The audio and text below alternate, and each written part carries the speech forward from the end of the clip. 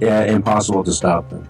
What is, Sean, and there's nothing that anyone can do to derail that fast-moving train off the tracks at all. They have too much influence and control over the entire world's system. Hey friends, thanks so much for joining us. We really do appreciate it, and we're moving headlong into Christmas, so we wish everybody a happy holiday.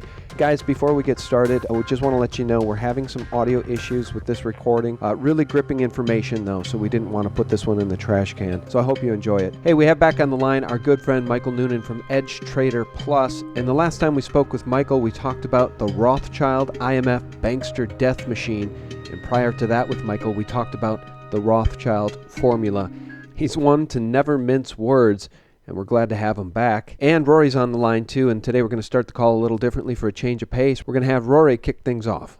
Michael, what are your thoughts on Russia and China and those two countries working in collusion with each other and either releasing a gold-backed yuan or a gold-backed ruble or some other gold-backed currency that they have agreed upon? That's a great question, Rory, and it's one that I had been following along similar lines of thinking, but I'd always been troubled by something that was mentioned by the Chinese President Xi and also by Putin. And they had both at different times, on a few occasions, expressed an interest in supporting the IMF. And the more I thought about it, I thought, why would those countries who seemingly are in staunch opposition to the elite's banking system that has been so unkind to them, why would they be so supportive of it? And I think that was even reiterated in the G20 meeting in Brisbane back in November by China. So I do not think that neither the yuan nor the ruble will become gold-backed currencies.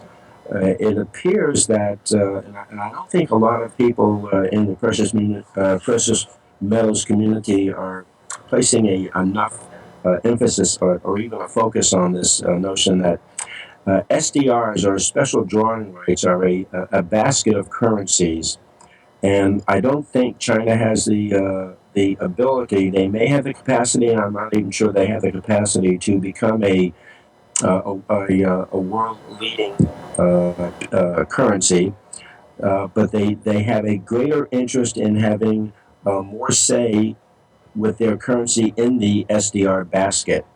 The United States is diminishing very rapidly in terms of the petrodollar being acceptable around the world. It's being more and more shunned. The ruble has its own issues, as has been in the news to a great extent over the past several weeks. You've got the Obama administration having a full frontal attack, a three-pronged attack actually, on the Russian economy and the ruble in particular. You have the Western banking system, and that may only be confined to the FX traders or the a few Wall Street banks attacking the ruble.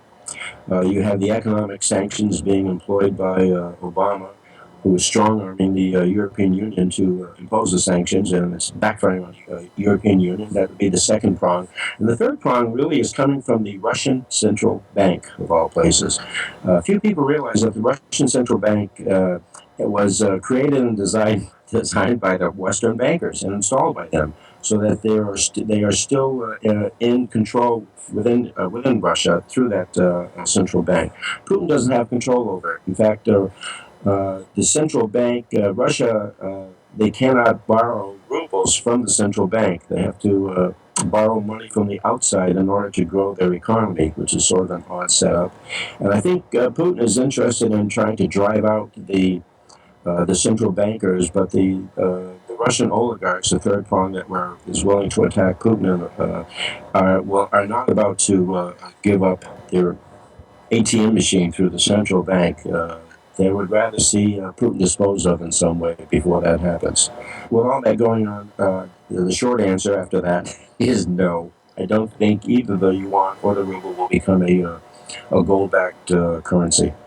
But Putin is going to release the alternative to the SWIFT system in May, and when they made that announcement just a few weeks ago, that's when the ruble really became thoroughly attacked.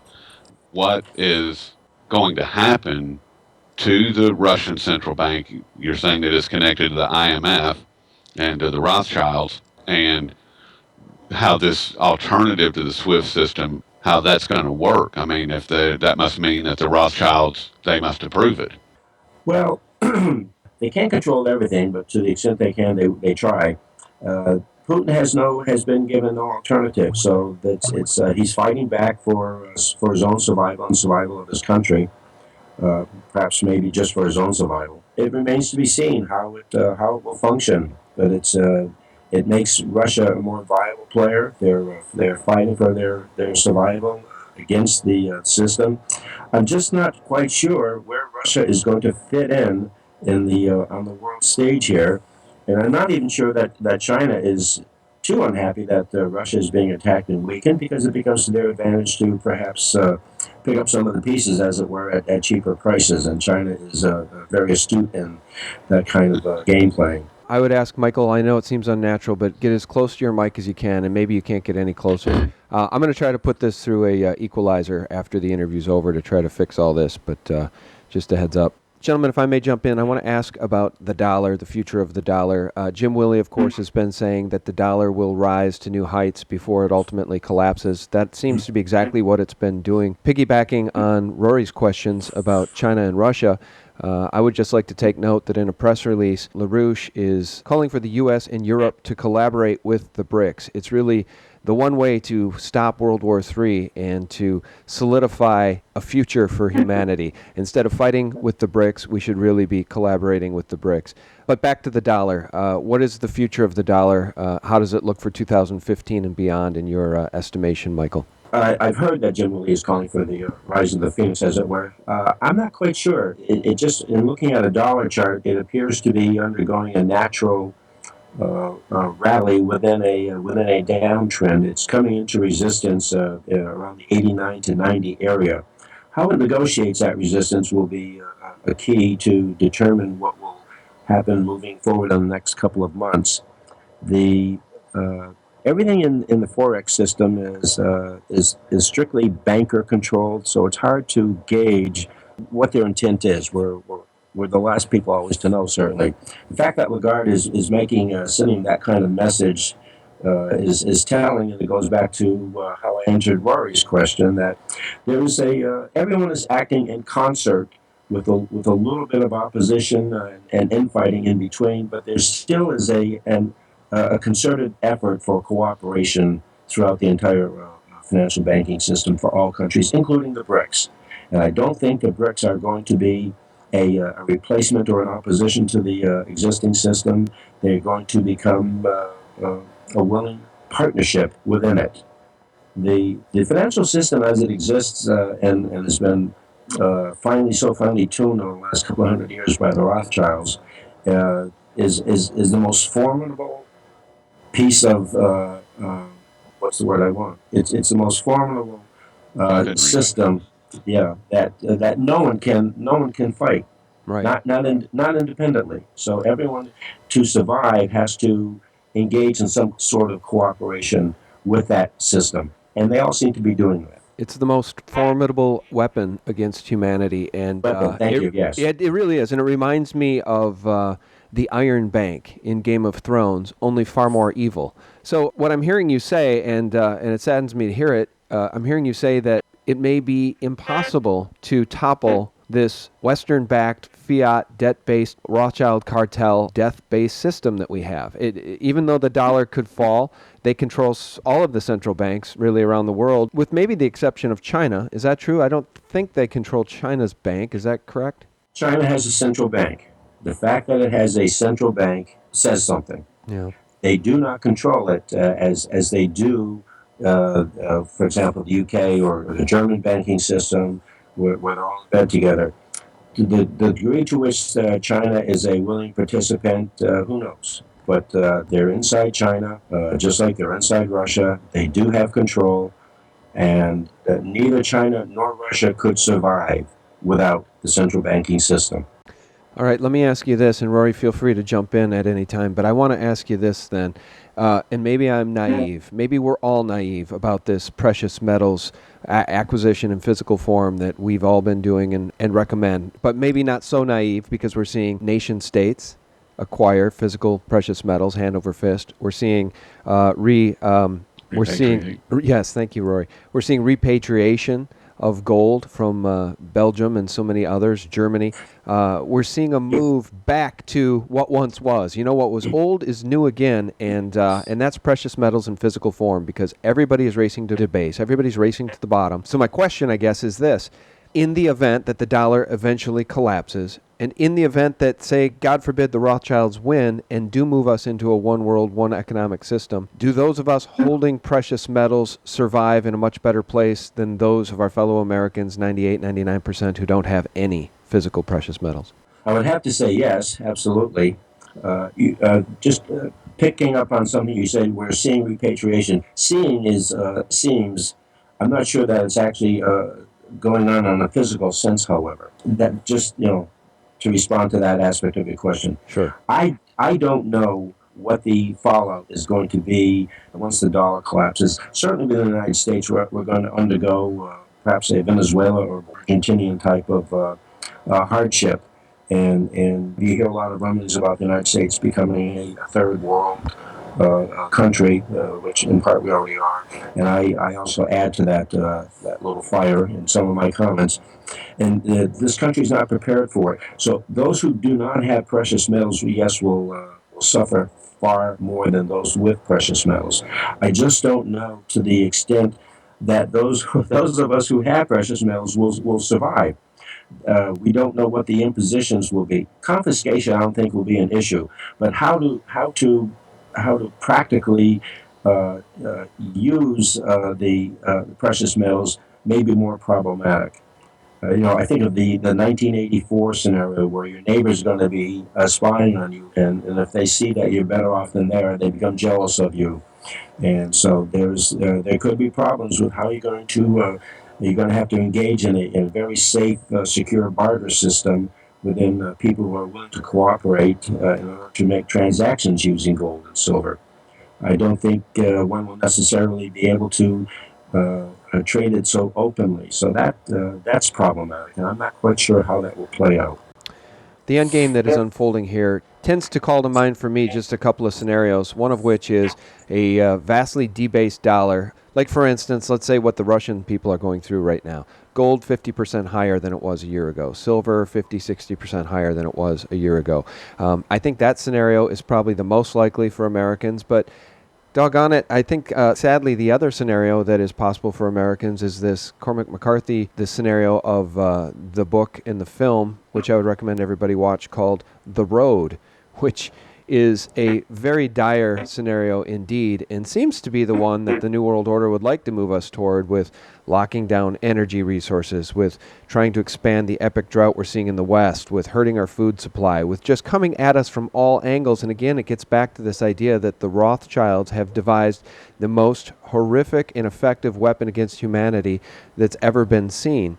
And they can come at us from so many different angles. How in the world do we fight back? And I want to play this for you, Michael and Rory. This is from my latest interview with Andy Hoffman, and we were talking about the unprecedented fear. Unprecedented fear as everything falls apart. Let me play you this clip from Andy. So things are falling apart, and therefore, again, what we've just seen between the Swiss National Bank market manipulations of propaganda and this FOMC statement. I mean, you'd think that what they've done to markets, to support them and cap gold, going into this FOMC statement, which is meaningless, it just shows you how terrified, how unprecedented the fear is of the powers that be, of everything falling apart. I mean, commodities, currencies, stock markets plunging, and yet they got the FOMC saying, we're not worried about anything.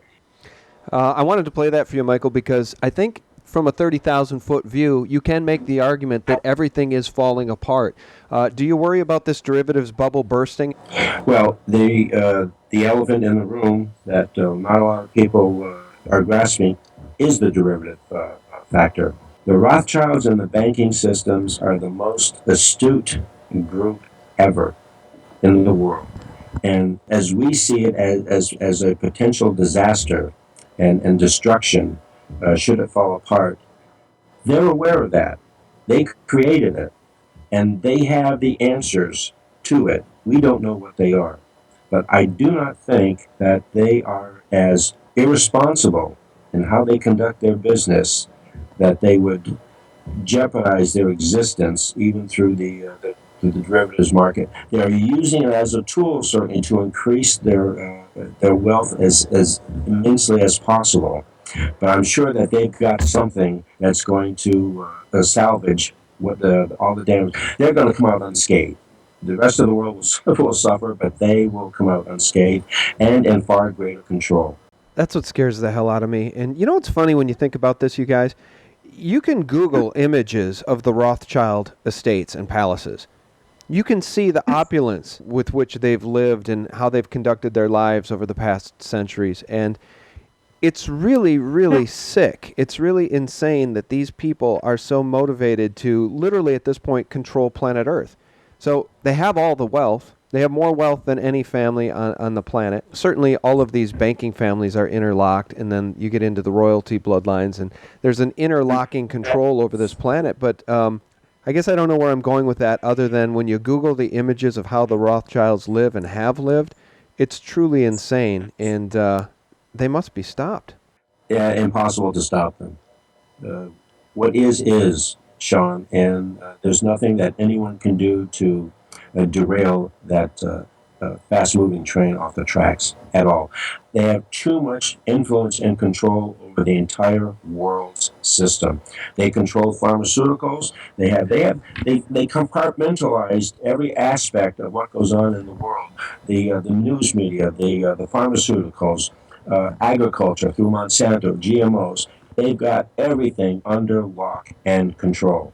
People don't understand this. It's the more one learns about the Rothschilds and the New World Order and the insidious system that they've fostered and developed.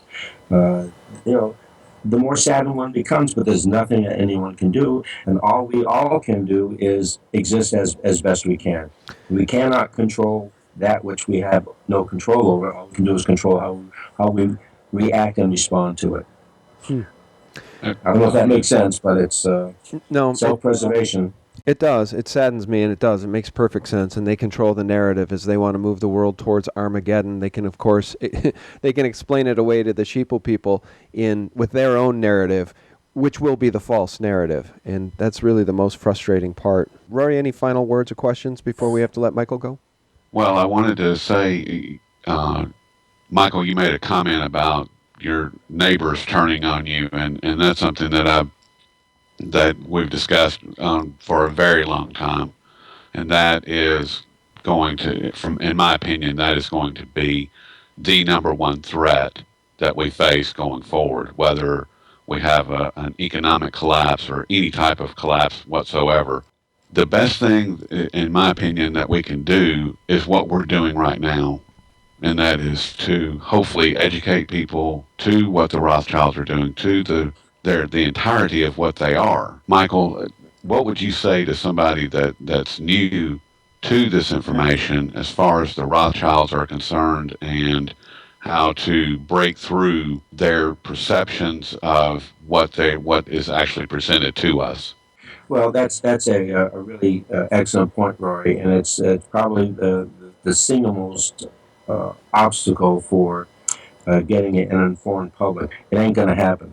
Cognitive dissonance is just too great. People are just too willing to be asleep at the wheel, remain in a comatose state of ignorance. It just is not on their radar for them to be receptive to comprehending that which they have no idea. It brings you back to those unaware of being unaware, and they will remain in such a sad state. Yeah, and I'm not talking about those guys. They are lost, and I agree completely with that. I'm talking about the people that are right there on the edge, and they're looking. They know something's wrong, and Sean, you said many times they just don't know how to articulate it, but they know in their heart that something is wrong, and they're seeking answers. They just don't know where to go or what to look for. If I may, can I jump in, Michael? And then I'd love to hear your Absolutely. response. Here's my opinion on that, and then I want to hear Michael's response. But, you know, I think some of us are able to see with a third eye. Or some of us are able to, I don't know if it's the pineal gland or what's going on here, but some of us are fully awake. And it's a fraction of society as a whole. And a lot of the people you described, Rory, are going to embrace their cognitive dissonance based on what history has taught them, based on what they've learned, based on their religious teachings. So they're not going to see the big picture of the Rothschilds. So many of us have been studying this now for a decade or more that you realize how much study and how much diligence needs to go into becoming this awake. And most people, I think, are absolutely incapable of it. And I don't know why, Rory, you're capable of waking up, and I am, and Michael is, and so many of the guests that we have on are. But the average citizen in this country is incapable of it. Even the ones that know something's wrong, they're just not willing to go deep enough down that rabbit hole. Michael, your thoughts? You're right. You're right. And the problem is that the rabbit hole is within the very system that we all exist. The banking system, the court system, the municipalities, the counties. They are all part and parcel, symptomatic of the control under which everyone labors. And they trust the government. They believe that the government is necessary. They do not see the evil that exists, and it's hidden to a large degree from the peoples. So they can't, just in terms of financial survival, they're not willing to even buck the system. They don't see the system as being a symptomatic and pervasive faction that's working against them, let alone just looking at the Rothschilds. The Rothschilds are the least of their problems. It's how do you fight the court system where law exists for the bankers, but not for the little people who may do something wrong, but non-existent for the bankers. That's what you're up against, and people can't. I don't think they can escape from that. Well, it's sad, but it's true. And of course, you know, moving into the holidays here, we'd love to have an uplifting conversation. But our goal when we have conversations with our guests is not to make them uplifting, it's to uncover truth. And that's why Michael's such a great guest to have on. He definitely hits at the core of truth. Is there anything our listeners can do to support you? We love truth tellers. You are one. Tell us about your website. Anything we can do to support you? Just come on the site, take a look around, and you can become a subscriber if you want and get the information that I put out every week with regards to the market, understanding one's positioning within the environment under which we're all laboring. I don't think going into there's no good message to other than that we're going to be breathing and walking the next day. It's the best message we all can have. I think 2015 is going to be more the same as we've been seeing for 2014. The end of the precious metals manipulation lower has not reached its bottom yet, and if it hasn't been confirmed. So patience would be the key word for starting out in 2015. Well, guys, thanks so much for joining us. And Michael, we sure do thank you for your candor and for your time. I appreciate being invited. It's always a delight to be with both you gentlemen, and you have a great site, tons of useful information. Well, thank you so much. We really very much appreciate that. And Rory, thank you for your time today as well. Well, thank you. Guys, check out Rory's site too at thedailycoin.org. And Michael, just to recap, and your website is edgetraderplus.com? Correct. Very good. I want to wish everybody a very Merry Christmas. Yep, I said it. Merry Christmas. If that doesn't appeal to you, happy holidays. Thanks so much, guys. We very much appreciate it. Check us out at sgtreport.com and thelibertymill.com, where you can find real, truthful, honest news, the real deal 24/7. The best. Thank you. You're the best. Thank you, Michael. All right, guys. Bye-bye.